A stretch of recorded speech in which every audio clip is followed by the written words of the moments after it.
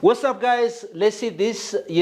four different words with prepositions. How dependent ብላችሁ የሚያስከትለው መስተዋድድ ወይም preposition, independent ብላችሁ interested ብላችሁ famous ብላችሁ ምን ትላላችሁ እናያለን ማለት ነው። ኦኬ dependent ማለት በአማርኛ ጥገኛ ነው አይደል? ስለዚህ dependent በሆነ ነገር ላይ ጥገኛ ነኝ ስትሉ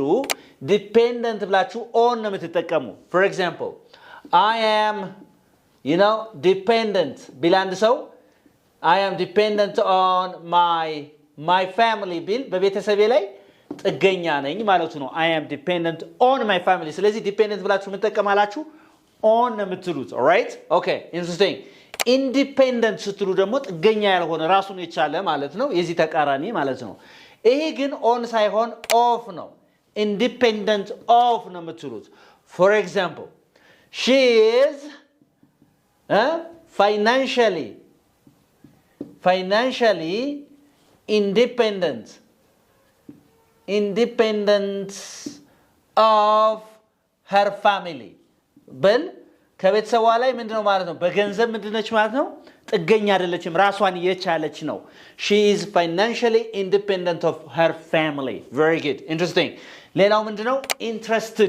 interested በአንድ ነገር ላይ ፍላጎቱ አድሮብኛል ስትሉ interested I am interested እንላለን በነገራችን ላይ I am interesting አይደለም የሚባለው እሱ አስደሳች ነኝ ምናምን ለማለት ደስ የሚል ነው I am interested ስትሉ ግን ፍላጎቱ አድሮብኛል ነው okay I'm interested in ነው የምትሉት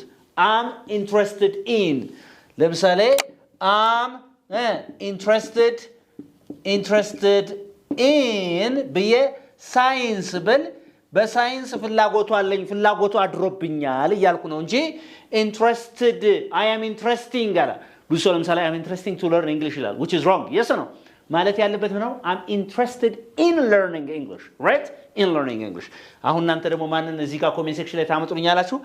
famous ብላችሁ prepositionውንና ምሳሌውን እዚህ ላይ ታስቀምጡኛላችሁ this is unique English በኦንላይን ወይም በአካል መማር ፈልግ ሰው ካለ እኛ ጋር በልዩነት መማር ይችላል መገኛችን CMC ሚካኤል ነው ማለት ነው give us a call we can teach you English well ከዚህ በተረፈ የሚገርም መጽሐፋችንን ገዝቶ ማንበብ የሚፈልግ ሰው ካለ ቲክቶክ ባዮ ላይ ሊንኩ አለ መልእክታችን ነው ባይ